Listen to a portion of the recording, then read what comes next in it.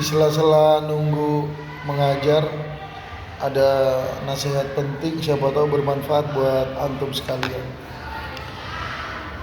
Ana mau bicara tentang hope, tentang harapan. Apa sih yang ditawarkan kepada kita dari agama ini? Allah menawarkan ketenangan dunia dan akhirat. Allah menawarkan peribadahan itu adalah sebagai bentuk terima kasih. Allah menawarkan Islam ini bukan Allah yang butuh, tapi kita yang butuh Islam. Tapi kita jarang berpikir bahwa kita itu makhluk. Kita jarang berpikir bahwa kita itu cuma disuruh Allah. Terkadang kita suka memberontak ya, badung, nakal, seperti tidak puasa, seperti tidak sholat. Nah, hubungannya apa dengan Allah? Hubungannya dengan Allah ya, kita hamba Allah, siap menerima konsekuensi. Kita orang Islam, siap menerima konsekuensi gitu. Contoh misalkan, jadi seorang bapak punya anak ya harus siap ngasih makan gitu loh. Cuma orang-orang yang bodoh dan dungu setelah punya anak dia nggak ngasih makan anak. Nah, hubungan dengan Allah apa? Hubungan dengan Allah, kita kenapa kita suka memberontak, bandel gitu ya, nakal? Kenapa? Yang pertama, kita tidak sadar bahwa kita itu hakikatnya, substansinya adalah kita hamba Allah yang diciptakan. Yang pertama, kita adalah hamba Allah yang diciptakan. Wa ma khalaqtul jinna wal ins illa liya'budun. Diciptakan cuma untuk beribadah. Jadi bagaimana? Cari uang buat makan, ibadah. Senang-senang, ngobrol, setelah itu ibadah. Jadi dari ibadah satu yang wajib nih ya, dari ibadah satu ke ibadah yang lainnya, nah itu ada sela jedah. Nah sela jedah itu adalah cemilan kalau Anda bahasakan ya. Sela jedah itu adalah mengisi waktu kekosongan, karena sela jedah itu untuk menuju ke ibadah, dari ibadah satu ke ibadah yang lainnya. Contoh, dari ibadah subuh, sholat subuh ke sholat zuhur, itu ibadah itu adalah ibadah yang wajib maksudnya di sini.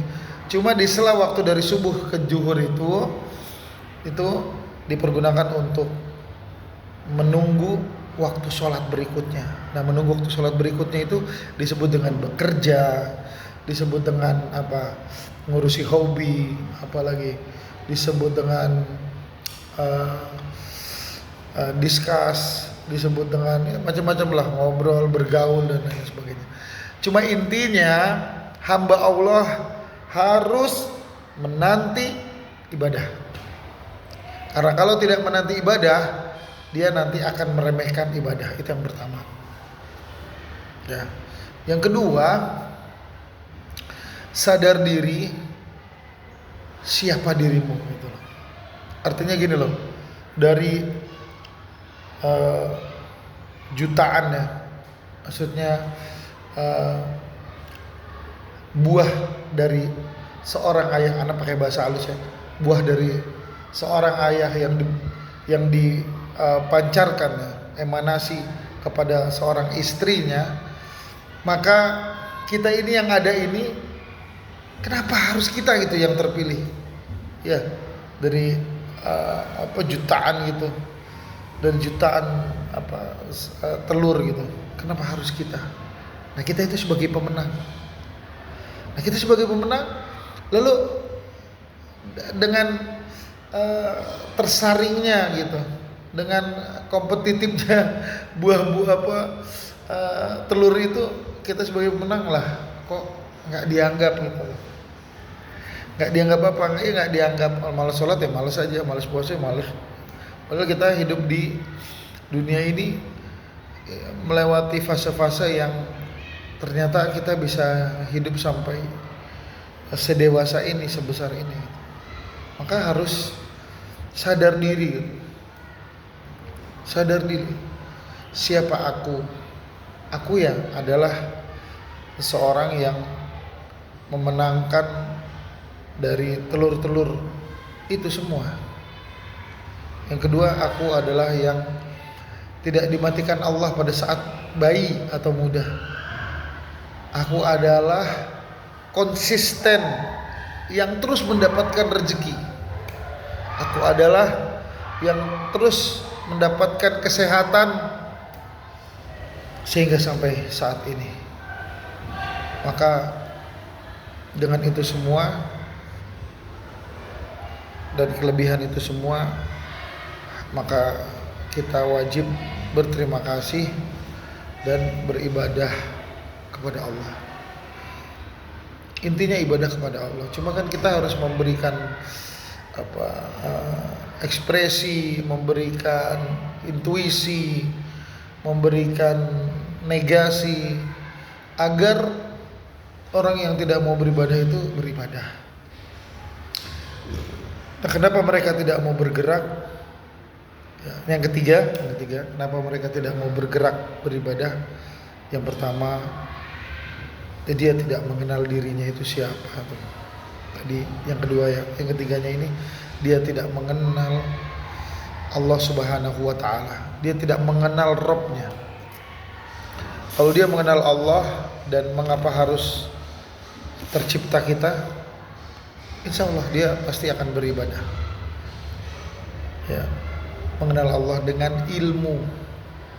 Kalau mengenal Allah tidak dengan ilmu, hanya prasangka, dzanni, filsafat, apalagi itu dari sufi-sufi, tidak bisa. Harus mengenal Allah dengan ilmu, yaitu ta'allam, belajar. Ya. Dan yang terakhir, yang keempat adalah wajib menutup hawa nafsu. Inna sam'a wal basar ulaika kana anhu mas'ul. Al-fu'ada itu harus terlatih. Jadi kita jangan menjadi orang yang tekun mendengar hawa nafsu. Kalau kita menjadi orang yang tekun mendengar hawa nafsu, maka kita selama-lamanya tidak akan menerima advice, tidak akan menerima nasihat. Ya kan? Batarul haq wa ghamtun nas. Bisa-bisa nanti kita jadi orang yang sombong karena kita tidak mau mendengar nasihat dan selalu mendengarkan dengan tekun sebagai pendengar nafsu, sebagai pendengar hawa nafsu. Maka mulai saat ini ya memang nafsu harus ada, meskipun kita harus mengarahkan, membrief nafsu tersebut. Cuma yang paling penting adalah kita tutup telinga-telinga kita dari hawa nafsu yang berlebihan, dan kita harus mendengar nasihat yang dalam tanda petik nasihat itu adalah Al-Quran dan Sunnah. Oke, baik, kita mengajar lagi. Allahumma sholli ala Muhammad wa ala ali Muhammad.